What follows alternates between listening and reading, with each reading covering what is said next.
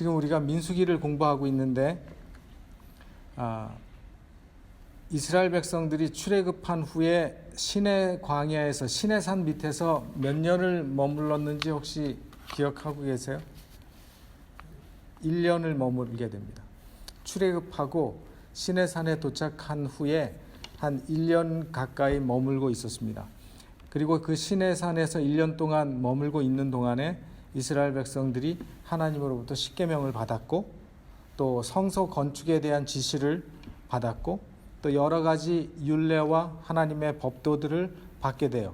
그 내용들이 어디에 나오는가 하면 출애굽기 20장 이후에 나오고 또 그 자세한 율례에 대해서는 레위기에 나옵니다. 이게 출애굽기 20장 이후에 나오는 내용, 그 다음에 레위기 전체, 이 모든 게 시내산에서 1년 동안 이스라엘 백성들이 머물면서 하나님께서 주신 말씀을 기록해서 모아놓은 게 출애굽기와 레위기예요. 그리고 이제 시내산을 떠날 때가 됐어요. 민수기의 시작은 이제 시내산을 떠날 때가 된 바로 시내산에 머문 지 한 1년 된 후에부터 이야기가 시작됩니다. 그래서 시내산을 떠나서 가나안 땅으로 들어가기 위해서 하나님께서 이스라엘 백성들을 이제 준비시키는데 제일 첫 번째 준비가 뭐였는가 하면 전쟁에 나갈 20세 이상의 남자의 수를 계수하라 하는 그런 말씀이었어요. 그래서 이스라엘을 군대로 조직하고 진영을 배치하고 본격적으로 가나안 정복을 위해서 행군을 시작하기 전에 이제 마지막 최종 준비를 하고 있는 내용이 바로 민수기 1장부터 지금까지 공부한 6장까지의 내용이었어요. 이제 오늘 우리가 공부하는 7장부터 10장까지의 내용. 이제 오늘은 7장과 8장을 이제 우리가 살펴보게 될 텐데 지난 금요일 날 우리가 말씀을 본 것처럼 민수기 5장과 6장에서는 하나님께서 이스라엘 백성들 가운데 부정을 제하게 하시고 또 하나 되게 하기 위해서 백성들끼리 서로 해야 될 단결, 또 어떻게 문제가 생길 때 해결하는지에 대해서 말씀하시고 또 가정의 연합에 대해서 말씀하셨고 또 중요한 거 나실인의 헌신에 대해서 말씀하셨죠. 그게 민수기 5장과 6장에 나오는 내용이었어요. 지난주 기억하세요? 제 말씀 우리가 나실인에 대한 것과 또 그 전주에는 그 의심의 법에 대한 거 그거 공부한 거 기억나시죠? 그리고 이제 6장 끝에 지난 안식일에 우리가 살펴본 것이 하나님께서 이스라엘 백성들에게 축복을 선언하셨어요. 그렇죠? 여호와 하나님이 지키시고 여호와 하나님이 얼굴을 드시고 여호와 하나님께서 얼굴에 빛을 비추시고 그 축복을 선언하신 다음에 이제 7장으로 넘어갑니다. 7장부터 오늘 이제 보게 될 7장부터는 10장까지 7장 1절부터 10장까지는 민수기 사실은 1장부터 6장까지 내용보다 시간적으로는 먼저 있었어요.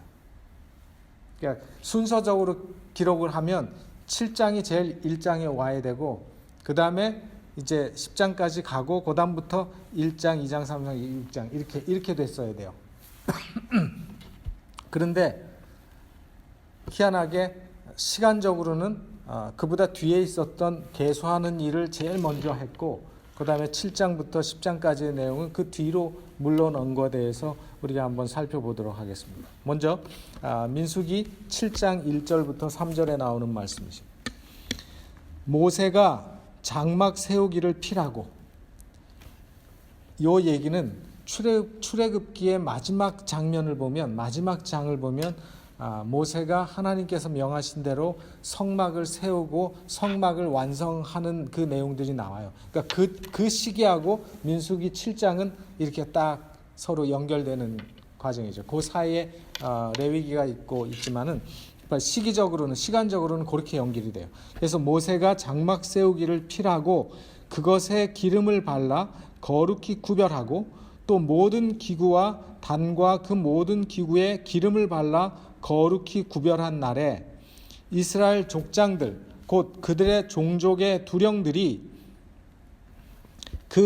두령들이요 그 지파의 족장으로서 그 계수함을 입은 자의 감독된 자들이 예물을 드렸으니 그러니까 이스라엘 12지파의 각 지파의 장들 있죠. 제일 어른들이 그날에 뭘 드렸다고 얘기했는가 하면 예물을 드렸다고 얘기했습니다.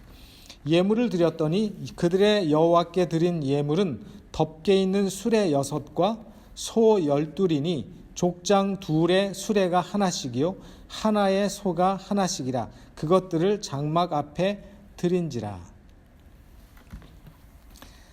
그러니까 여기에 지금 말씀한 성막을 세우고 나서 모든 기구와 성막을 하나님께서 거룩하게 구별하는 낙성 예물을 드리고 낙성식을 한 다음에 번제단에 기름을 붓고 기념 예물을 드린 다음에 사실은 유월절을 지키고 이렇게 되거든요. 근데 시간적으로 이게 언제 일어난 일인가 하면 출애굽한 지 제2년 1월 1일부터 14일 사이에 일어났어요. 그러니까 출애굽하고 나서 1년 지난 다음에 이런 일이 일어났어요. 그걸 어떻게 아는가 하면 민수기 1장 1절에 보면 그 시간이 나와요. 이스라엘 자손이 애굽 땅에서 나온 후 2년 2월 1일에 계수하는 일은 언제 있었다고요? 2년 2월 1일, 그러니까 한 달 후에 있었어요. 이 사건은 이제 언제 있었는가 하면 출애굽기를 가보면 그게 1월 1일부터 14일 사이에 있었다는 사실을 우리가 알 수 있어요. 그래서 그런 것들을 성경을 찾아서 이렇게 좀 비교해보고 그걸 찾아보는 것도 성경 공부하는데 묘미고 재미가 있어요. 어찌됐건 이스라엘의 군대의 수를 계수하라는 지시하신 일보다 이게 먼저 있었던 일이에요. 그래서 7장부터 10장까지 이스라엘 백성들이 시내산을 출발하기 전에 있었던 일을 요약해서 제가 좀 말씀을 드린 다음에 계속 말씀을 드릴게요. 7장부터 10장까지의 내용을 이렇게 좀 살펴보면 이런 내용들이 나와요. 7장 1절부터는 9절까지 성막 낙성 기념 예물, 그러니까 이스라엘의 12지파 족장들이 하나님 앞에 드린 예물 어떤 것이 있는지 얘기하고 10장 10절부터 89절까지 아마 구약 성경에서 제일 긴 장일 거예요. 7장이. 구약 성경과 신약 성경을 통틀어서 제일 긴 장은 어느 건지 아세요 혹시? 참고적으로 시편 119편, 그죠? 그게 제일 길죠. 그거 다음으로 긴 장일 거야 이게. 민수기 7장 10절로 89절. 근데 제일 읽기 지루한 장이 바로 이거예요. 왜 그런지 제가 보여드릴게요. 그래서 10절부터 89절까지 그 긴 절은 다 뭐냐면 12지파의 족장들이 하루씩 번갈아 드린 번제단 예물의 봉헌, 그 내용을 설명하고 있어요. 그 다음에 8장 1절부터 4절까지는 성소 안에 등불을 점화하고 그 등대 제도에 대해서 설명을 하시고, 그 다음에 8장 5절부터 22절까지는 레위인을 이제 취임하게 하고 레위인을 성소에서 봉사하도록 하기 위해서 구별하는 그 근거와 기본 목적에 대해서 다시 한번 선포하시고, 그 다음에 8장 23절부터 26절까지는 레위인이 성막에서 정년이 몇 년인가, 정년은 몇 년이라고 얘기하냐면 25살부터 50살까지 레위인이 성소에서 봉사하는 정년이에요. 딱 25년 동안. 그러니까 제일 힘있고 제일 정신도 맑을 때 하나님을 위해서 봉사하라고 하셨어요. 그 다음에 9장 1절부터 5절은 출애굽 이후에 처음 이제 유월절을 맞이한 거죠. 그러니까 출애굽한 후로부터 1년이 됐으니까 이제 뭐예요? 유월절. 출애굽한 그날을 기념하는 첫 번째 유월절, 제1회 유월절을 시내산에서 그들이 지키게 돼요. 그래서 유월절 지킨 게 9장 1절부터 나오고 9장 6절로 14절은 다시 한번 유월절 규례에 대해서 하나님께서 말씀하셨고, 그 다음에 9장 15절부터 23절까지가 뭐냐면 불기둥과 구름기둥의 움직임을 통해서 이스라엘을 하나님께서 광야 40년 동안 인도하셨다는 것에 대해서 말씀을 하고 계시고, 10장 1절부터 10절까지는 이제 시내산을 떠나기 앞서서 회중을 소집하고 행군을 하기 위해서 은나팔 신호에 대해서 하나님께서 설명하세요. 그래서 은나팔을 몇 번 불면 멈추고, 몇 번 불면 스탑하고, 몇 번 불면 출발하고, 이런 규례를 말씀하셨어요. 이게 바로 민수기에서 하나님께서 시내산에 1년 동안 있으면서 모든 율법을 그들에게 주시고, 그 다음에 그 모든 것들을 그 체제를 정비하고 그들로 하여금 가나안 정복을 위해서 준비된 다음에 이제 출발할 때까지가 1장부터 10장까지의 내용이에요. 지금 우리가 공부하고 있는 내용이 바로 그 내용이에요. 근데 이 이스라엘 백성들은 여러분 한번 생각해 보세요. 1년 전에 이스라엘 백성들의 모습은 어땠어요? 시내산에 오기 전 1년 전의 모습은, 그렇죠. 애굽에 그들은 노예였어요. 종살이하는 그들은 노예 민족이었어요. 그리고 출애굽해서는 애굽의 군대에 쫓겨서 막 급하게 도망치는 노예 집단의 모습으로 그들이 어디에 도착했는가 하면 시내산에 도착했어요. 근데 거기에 시내산에 도착해서 그들이 1년 동안 머물면서 그들은 하나님의 선민으로서의 지위, 그리고 하나님을 모신 백성으로서 예배의 장소를 위해서 성막을 건축했어요. 그리고 가나안 정복을 위해서 군사적인 조직을 정비하고 갖추고 명실상부한 하나님이 그들의 왕이신 신정국가의 면모를 그들이 드디어 갖추게 됐어요. 그리고 나서 드디어 하나님께서 아브라함에게 약속하신 그 약속을 이루시기 위해서 이스라엘 백성들을 이제 출발하도록 하는 그 내용이 민수기의 내용의 첫 시작 부분이에요. 그래서 우리가 이 모든 것들을 보면 하나님께서 아브라함에게 약속하신 그 약속, 네 자손이 바다의 모래와 같이 하늘의 별과 같이 번성하고 내가 너에게 준 이 땅을 네 백성에게 주리라 하신 그 약속, 창세기에 하신 그 약속을 하나님께서 이루시기 위해서 하나님의 제사장 나라로서 하나님의 구원의 기별을 증거하고 보여줄 이 땅의 하나님의 대리자들로서 자리를 잡기 위한 모든 준비 과정이었다는 사실이죠. 그냥 오합지졸을 가지고 하나님께서 그 백성을 하나님의 대리자 노릇을 시킬 수가 있겠습니까? 아니죠. 하나님의 그 구원의 기별을 증거하기 위해서 이스라엘 백성들을 세우시고 선택하시고 그 백성을 따로 구별하실 때에는 그 백성이 그만한 준비를 하도록 갖추게 하셔야 되죠. 그 갖추는 그 과정이 바로 신의 산으로 인도하시고 그곳에서 하나님께서 모든 율법과 법칙과 그 나라로서의 어떤 정비할 수 있는, 다스릴 수 있는 그 모든 제도를 주셨죠. 그리고 지난번에도 출애굽기 공부하면서도 제가 말씀드린 것처럼 하나님께서 그 백성을 사람들이 많은 어떤 곳으로 인도하지 않으시고 사람들이 없고 한적한 아무것도 없는 광야, 돌하고 흙분이 없는, 경치도 좋지 않고, 그죠? 아주 황량한 그 땅으로 인도하신 이유도 하나님과 그들 사이에 그들만의 관계를 위해서는 거기가 하나님의 말씀에 집중하고 하나님께서 가르치시는 그 모든 규례와 모든 법도들을 그들이 배울 수 있는 아주 가장 좋은 환경이었다는 거죠. 그래서 그런 의미에서 하나님께서 이 백성들을 신의 산으로 인도하시고 그것에서 이제 모든 준비를 다 마치시는 거예요.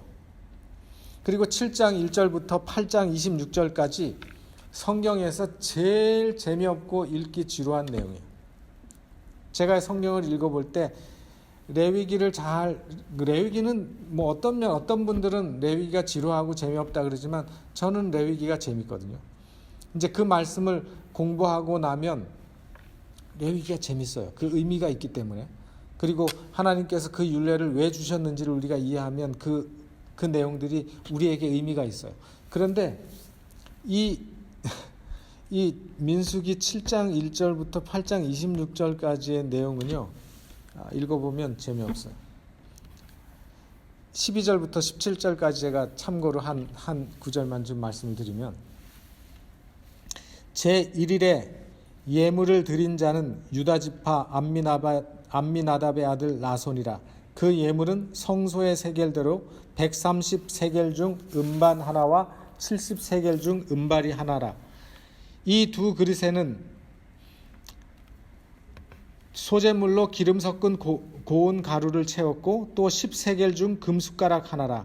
그것에는 향을 채웠고 또 번제물로 수송아지 하나와 수양 하나와 1년 된 수양 하나이며 속죄 제물로 수양 하나이며 화목제물로 소 둘과 수양 5과 수염소 5과 1년 된 어린 수양 5이라.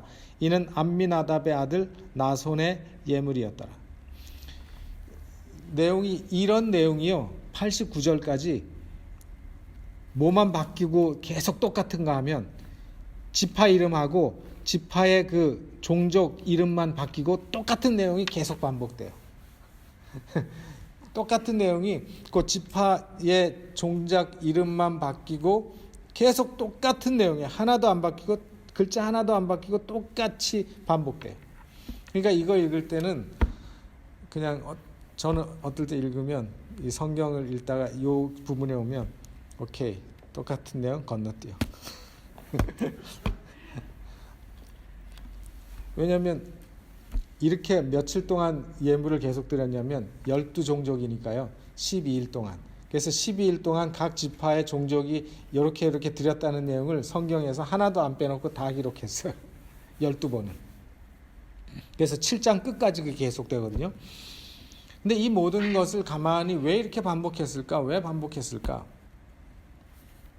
그리고 또 이들이 그 매일매일 하나님께 드린 이 130세겔의 음반 하나와 70세겔 무게의 은발이 하나와 또 그 그릇에는 소재물 기름 고운 가루를 채우고 10세겔 무게의 금숟가락에는 향을 채우고 번제물 숫송아지 하나, 수양 하나, 1년 된 어린 양 수양, 속죄제물로 수염소 하나, 그죠? 숫송아지 한 마리, 수양 한 마리, 1년 된 수양 한 마리, 속죄제물로 수염소 한 마리.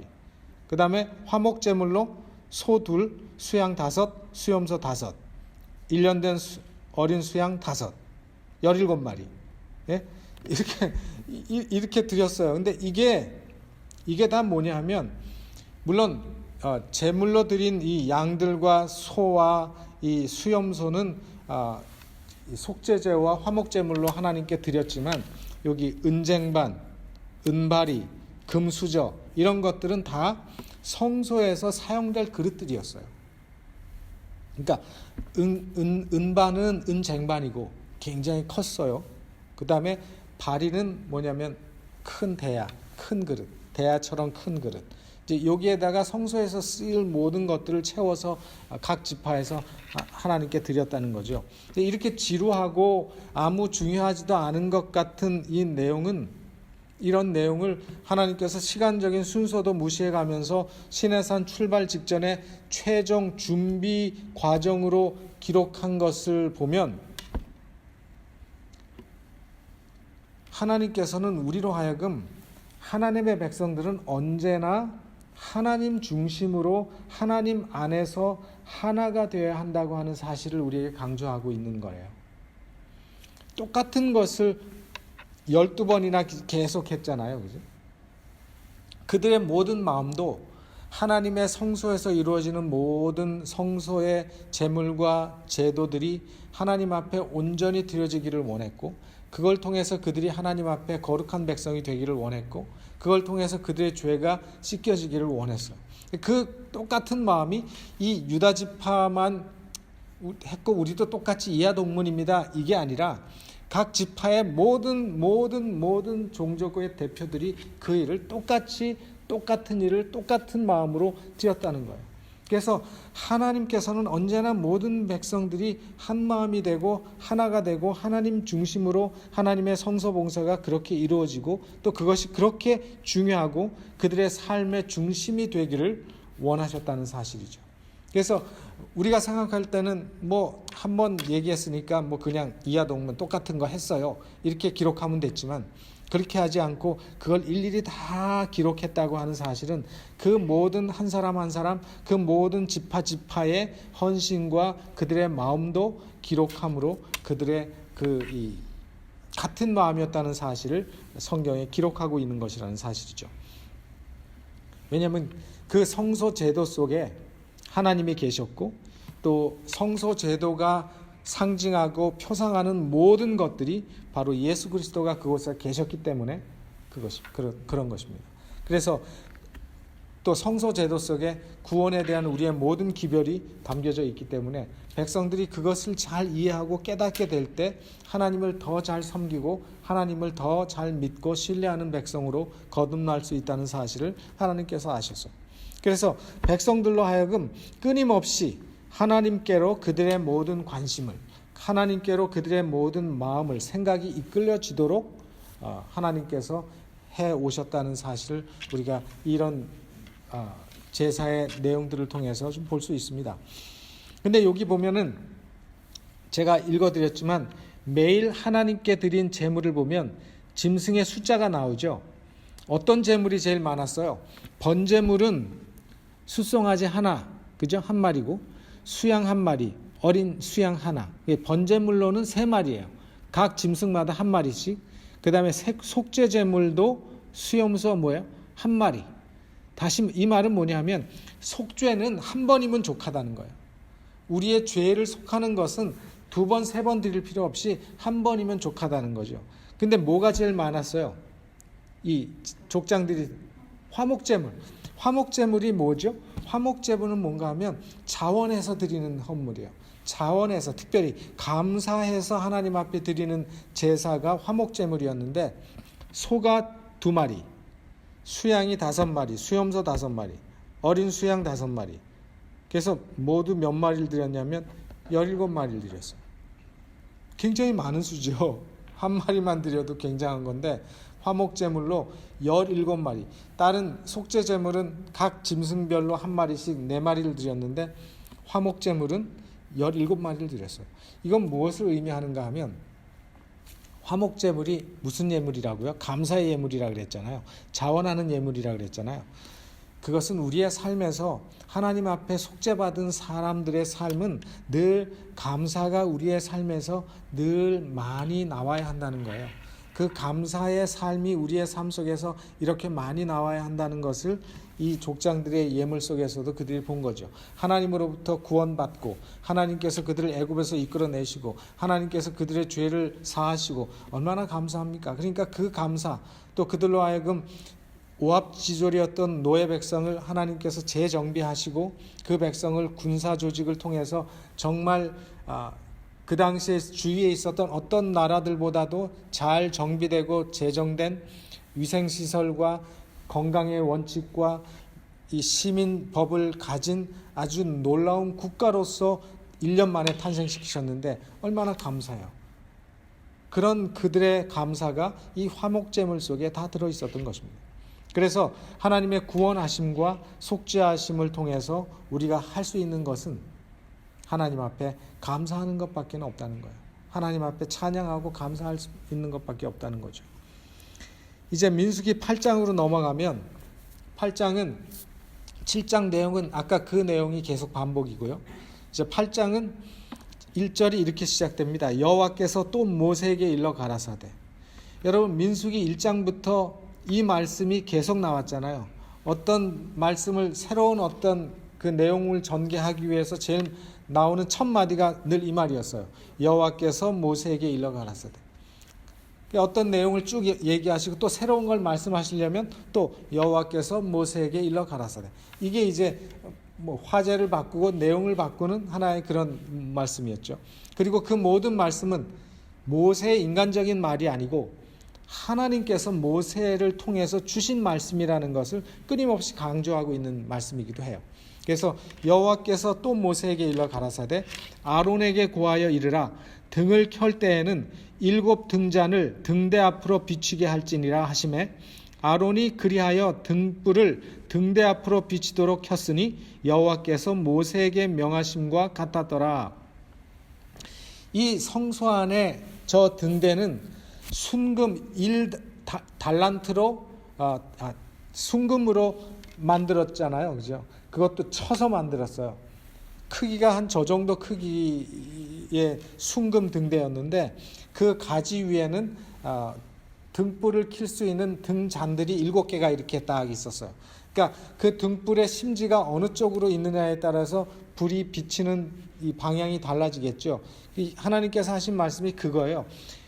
그 등불을 등대 앞으로 비치게 하라. 그래서 그 성소가 그 등불 때문에 환하게 비칠 수 있도록 하라는 그런 의미죠. 그 말은 예수님께서도 하신 말씀하고 비슷하죠. 그래서 그 불을 켤 때마다 하나님께서 지시하신 방식이 뭐냐면 등대 7가지 위에 있는 등잔에 불을 켤 때에는 등대의 불이 앞으로 비치게 하라 이거죠. 앞으로. 그죠? 예수님도 말씀하시기를 등불이 등경 위에 있어야지 등경 아래에 있으면 안 된다 그랬잖아요. 그죠? 왜냐하면 등불의 목적은 뭐예요? 빛을 비추는 거기 때문에, 이 등대의 목적도 그 성소 안을 환하게 비추는 것이었기 때문에 그 성소의 빛이 7개의 가지에서 빛이 잘 비치도록 잘 방향을 설정하라고 말했어요. 여기서 여러분, 이게 성소인데 성소에는 창문이 있었어요, 없었어요? 창문이 있었을까요, 없었어요? 창문이 없었어요. 안 집사님이 없었다고 말씀하셨는데 없었다고 말씀하셨어요. 없었어요. 그래서 성소 안에 들어가면요, 빛이 없으면 아무것도 안 보여서 깜깜했어요. 왜 그렇게 깜깜했는 줄 아세요? 성소를 덮은, 성소의 이 벽은 금으로 조각목에다가 금을 입혀서 이렇게 딱 채웠기 때문에 사방이 다 이렇게 막혔잖아요. 천장은 아무것도 없어요. 근데 천장 덮개는 뭘로 덮었는가 하면 겉덮개가 4가지였어요. 제가 보여드릴게요. 그래서 맨 안쪽에는 청색, 자색, 홍색, 배실로 수놓아 만든 천, 그래서 천사가 수놓아진, 보시는 것 같이 저런 아주 아름다운 천으로 그 위를 덮었어요. 굉장히 큰 천이죠. 그걸 다 덮었어요. 그리고 그 겉에는 뭘 했냐면 염소털로 만든 또 천을 해가지고, 염소털이니까 하얗잖아요. 하얀 천을, 그러니까 염소털이니까 이거는 뭐예요? 그러니까 울이죠, 울로 그냥 그 뒤에 덮었고, 그 다음에 3번째 덮개는 뭔가 하면 붉은 색깔 물을 들인 수양의 가죽, 빨간색이죠. 그러니까 저건 뭐예요? 가죽이에요. 수양, 양가죽이에요. 굉장히 고급이죠. 요즘으로 얘기하면 양가죽.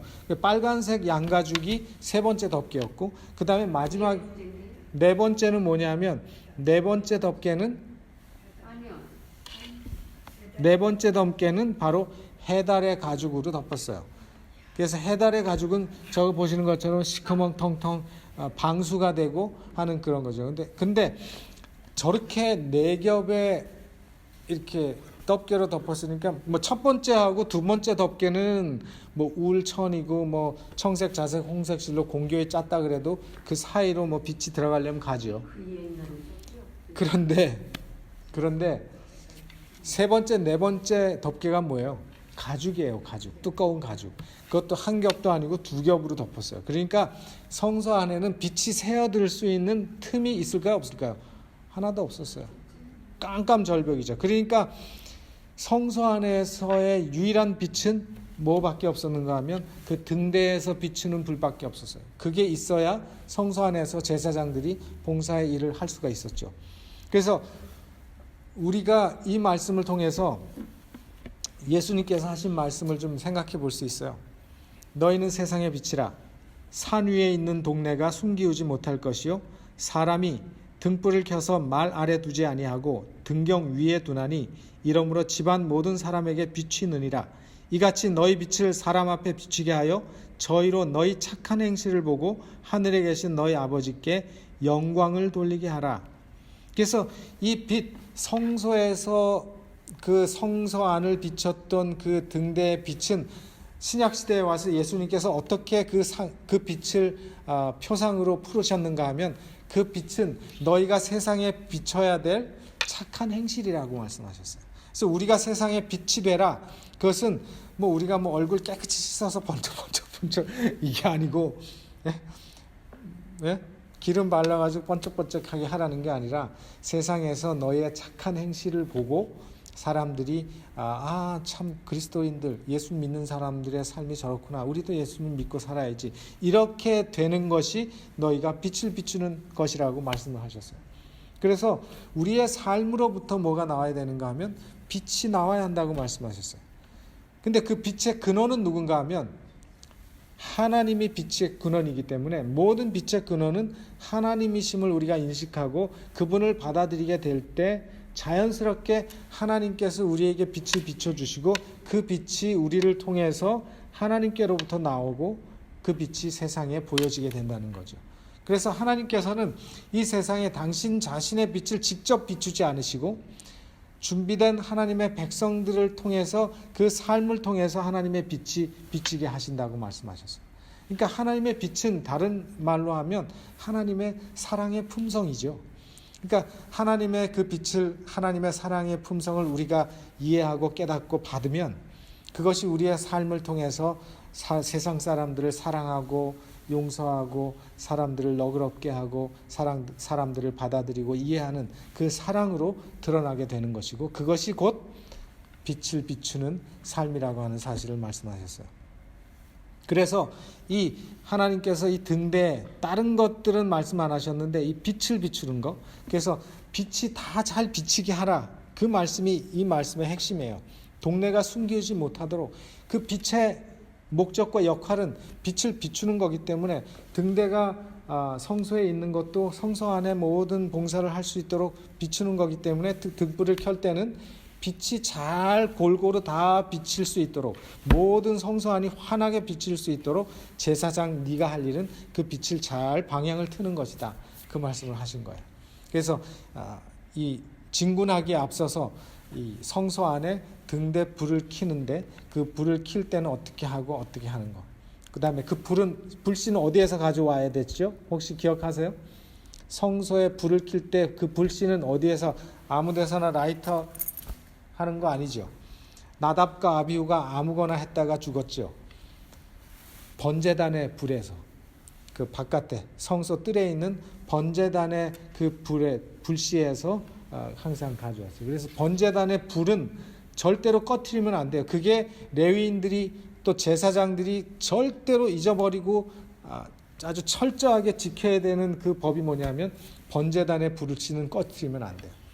그래서 그 번제단의 불씨가 꺼지면 끝나는 거예요. 그 제사장의 역할을 못한 거예요. 그래서 제사장들의 역할은 뭔가 하면 번제단의 불씨가 꺼지지 않도록 항상 그 불씨를 지키는 거였어요.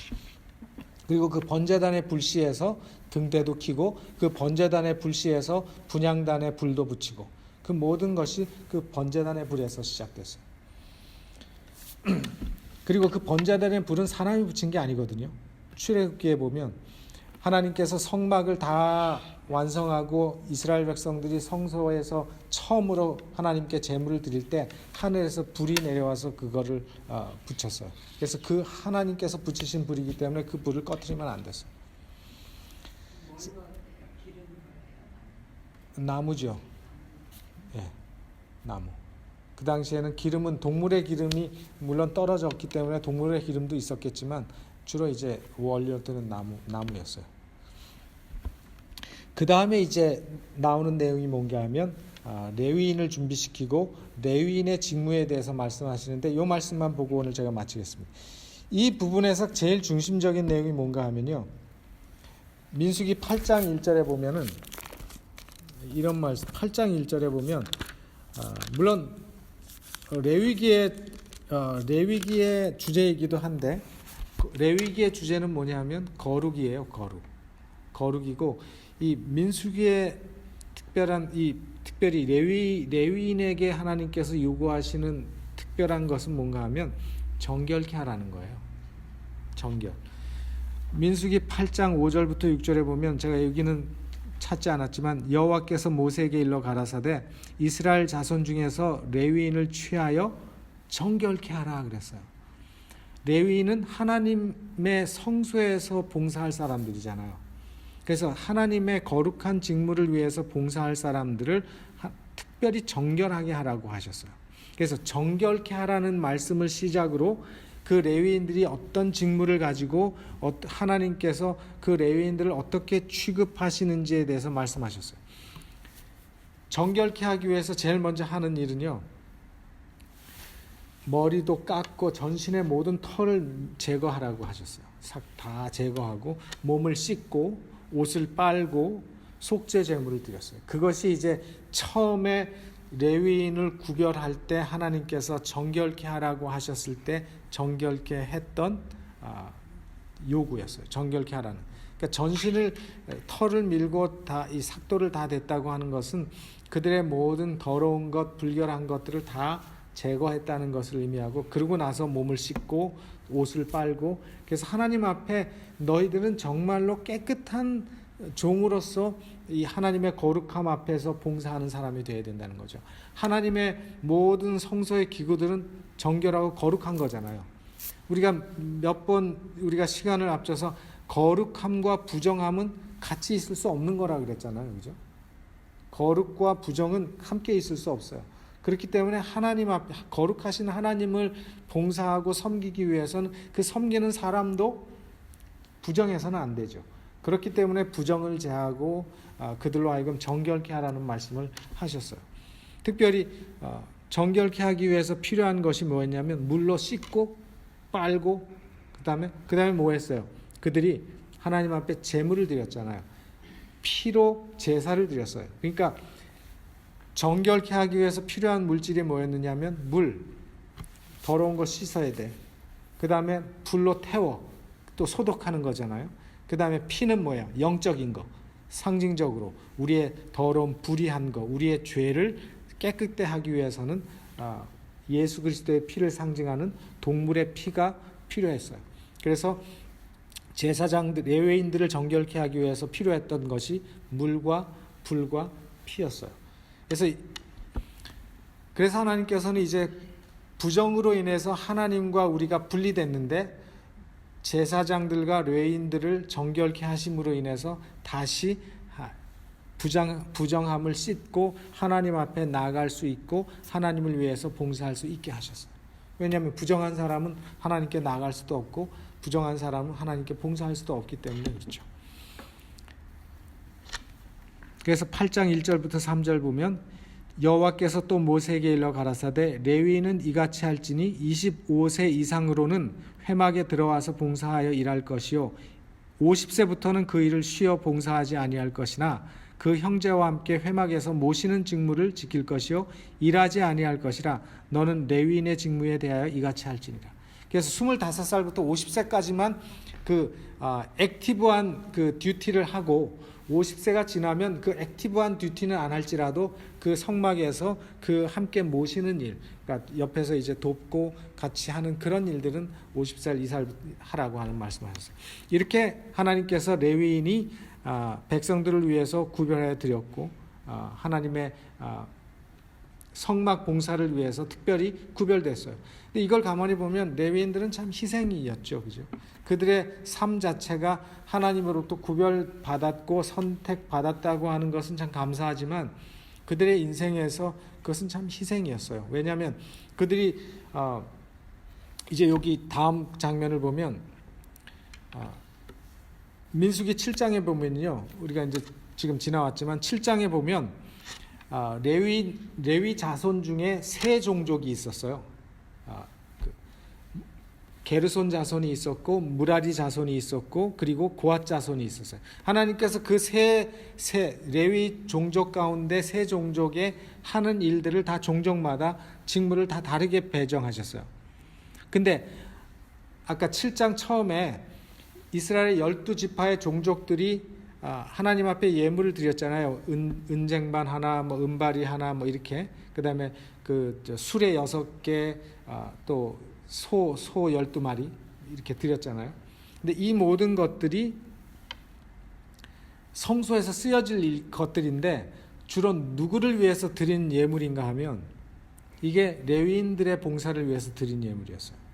그래서 레위인들에게 이 성소 봉사에 쓰게 하라고 하나님께서 그것들을 지시하셨는데 수레, 뚜껑이 있는 수레가 6대였고 그 다음에 소가 12마리였는데 그것을 이제 모세가 하나님의 지시대로 배정을 해줬는데요. 게르손 자손에게는 수레 2대, 그 다음에 소 4마리를 줬어요. 왜냐하면 수레 한 마리마다 소 2마리가 끌었어요. 그러니까 이 족장들이 드린 이 예물은 바로 레위인들을 위해서 드린 예물이었어요. 오늘로 얘기하면 트럭 6대하고 뭐일까요? 소는 뭐 이제 연료 살 돈이었겠죠. 그래서 수레 6마리, 뚜껑 있는 수레 6개, 그 다음에 소 12마리 드렸는데 게르손 자손한테는 수레 2대하고 소 4마리를 줬고, 무라리 자손한테는 수레 4대를 줬고 소 8마리 줬는데 고앗 자손한테는 하나도 안 줬어. 여러분이 고앗 자손이면 기분 나쁠까요? 게르손 자손이면. 무라리 자손은 뭐 왜 하나님께서 사랑하셔서 수레를 4개나 주고 소는 8마리나 주면서 우리 고앗 자손은 하나도 안 줍니까? 왜 이렇게 하셨는가 하면 하나님은 참 공평하세요. 이 수레와 이 소들은 다 뭔가 하면 이스라엘 백성들이 이동할 때 레위 자손들이 성막의 모든 것들을 이제 운반할 책임을 졌는데, 각 이 종족마다 하나님께서 하는 일을 다 따로 맡기셨어요. 그러니까 게르손 자손들은 뭘 하는가 하면 주로 성막 휘장, 휘장이 얼마나 컸는지 몰라요. 이게 그렇죠. 휘장이 얼마나 컸냐면 100m, 50m. 그러니까 굉장히 크죠. 근데 그게 높이가 2.5m니까 그걸 하얀 배로 그걸 전부 천을 쳤으니까 그게 얼마나 무거웠겠어요. 그 다음에 휘장, 그 다음에 겉 덮개, 그거 다 무거운 거잖아요. 그 다음에 그런 거 이제 천막이니까 이거 묶을 때 쓰는 줄, 이런 거를 누가 다 관리하고 운반하는 책임이 게르손 자손들이 있었어요. 그 다음에 무라리 자손들은 뭔가 하면 성막에 있는 기둥들, 이 100m가 되고 50m가 되는 이 모든 바깥의 기둥은 2.5m짜리 기둥이 얼마나 많았는지 아세요? 2.5m마다 있었어요. 그러니까 그 개수가 25, 거의 100개가 되는데 그것도 많죠. 그거 얼마나 무거워요? 노수로 다 만들었으니까. 그런 거며, 그 다음에 받침, 부속 기구들, 이런 거를 누가 운반했는가 하면 무라리 자손들이 운반했어요. 그러니까 그 사람들은 무거운 것들이 많았기 때문에 뭐가 많이 필요해요? 수레가 많이 필요했고 힘 있는 그만큼 필요했어요. 근데 고앗 자손들은 뭐 했느냐 하면 성소 안의 기구들, 중요한 것들, 어떤 면에서 제일 중요한 거죠. 법궤, 그 다음에 아까 얘기한 그 등대, 그 다음에 이 떡상, 번제단, 그 다음에 이 마당에 있는 그 물두멍, 그 다음에 번제단, 이거를 옮기는데 그거는 수레에 실게 하지 않으셨어요. 하나님께서 성소의 모든 기구들은 고앗 자손들이 직접 매게 하셨어요. 그래서 이 성막 지을 때 그 모든 기구들은요 이렇게 들 수 있도록 이 드는 운반하는 고리들이 다 있었고 운반하는 긴 이 막대기들이 다 끼워져 있었어요. 다음에 제가 한번 그림 보여드릴 기회가 있을 텐데, 그래서 이런 상자 이렇게 있으면 요게 이런 동그란 고리들이 있어가지고 길게 채가 있어요, 양쪽으로. 그래서 4사람이 딱 지게 그렇게 다 만들었어요. 그러니까 고앗 자손들은 직접 하나님께서 이렇게 그걸 지고 운반하도록 했기 때문에 이게 필요 없는 거죠. 수레도 필요 없고. 그러니까 하나님이 참 공평하세요. 그 직분에 따라서, 그 직무에 따라서 하나님께서 다 알아서 다 잘 분배하셨어요. 근데 이걸 보고 만약에 불평하고 그런 레위 자손이 있었을까요? 없었을까요? 사람이니까. 혹시 있었는지는 모르겠지만, 근데 오늘날 교회에서도 이런 일이 있을 수 있잖아요, 그죠? 우리 모두에게 각기 다른 은사들을 주시고 다른 직분을 주셨는데 어떤 사람들은 나는 왜 이 일만 하나? 저 집사는 저런 쉬운 일을 하는데 왜 나는 맨날 이 일만 하지? 그런 생각할 수 있거든요. 그래서 우리가 그런 것들 하기보다는 우리가 할 일은 뭔가 하면 다른 사람들의 직무에 대해서 시기하거나 질투해서는 안 된다는 거예요. 하나님께서는 우리에게 맡겨주신 일이 있어요. 아니, 누구는 편한 일 하네, 나는 힘든 일 하는데. 마치 예수님께서 신약 성경에 하나님께서 우리의 몸을, 교회를 하나의 몸으로 비유하신 것처럼 어떤 사람은 손가락의 역할을 하는 사람이 있고 어떤 사람은 눈의 역할을 하는 사람도 있고 어떤 사람은 다리의 역할을 하는 사람도 있는 거예요. 그렇기 때문에 하나님께서는 맡을 자에게 구할 것은 충성하는 일이라고 말씀하셨어요. 그래서 우리 하나님의 직임을 맡은 백성들에게는 우리가 부정하지 아니하고 정결하고 깨끗한 가운데 하나님 앞에 충성하는 것, 그것이 하나님의 백성된 사람들의 도리라는 사실을 다시 한번 이 민수기를 통해서 우리에게 가르쳐주고 계세요. 그래서 디모데전서 1장 12절에 나를 능하게 하신 그리스도 예수 우리 주께 내가 감사함은 나를 충성되이 여겨 내게 직분을 맡기심이니. 하나님께서 나를 충성되이 여기셔서 나에게 직분 맡기셨다는 것, 그것을 인해서 감사하고 그것 때문에 내가 하나님 앞에 감사함으로 충성하고 사는 삶, 그것이 우리의 삶이 되어야 되고, 이 디모데가 고백한 이 말씀처럼 이런 간증과 고백이 우리의 고백이 되기를 간절히 바랍니다. 그래서 우리가 하는 모든 일은 중요하고 덜 중요한 일이 없어요. 교회에서는.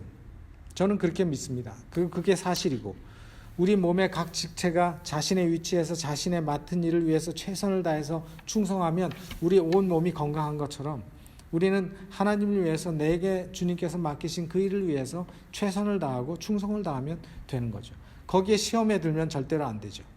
그래서 하나님께서 이스라엘 자손들 가운데서 레위인을 특별히 구별하시어 세우신 것은 그들로 하여금 회막에서 하나님을 위해서, 백성들을 위해서 봉사하고 또 제사장을 도와서 하나님의 속죄 사역을 담당하게 하기 위해서 구별하셨어요.